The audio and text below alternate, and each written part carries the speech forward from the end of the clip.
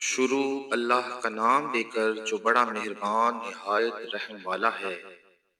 اپنے رب کے نام سے پڑھو جس نے پیدا کیا، انسان کو خون کے لوتھڑے سے بنایا۔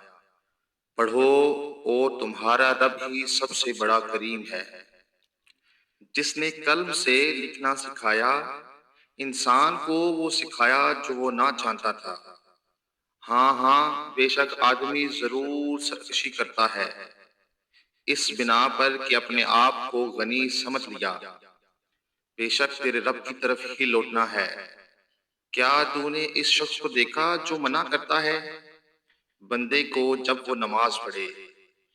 بھلا دیکھو تو اگر وہ ہدایت پر ہوتا یا پرہیزگاری کا حکم دیتا تو کیا ہی اچھا تھا۔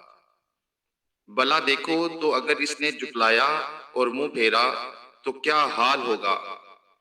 کیا اسے معلوم نہیں کہ اللہ دیکھ رہا ہے؟ ہاں ہاں، یقیناً اگر وہ باز نہ آیا تو ضرور ہم پیشانی کے بال پکڑ کر کھینچیں گے، وہ پیشانی جو جھوٹی خطا کار ہے۔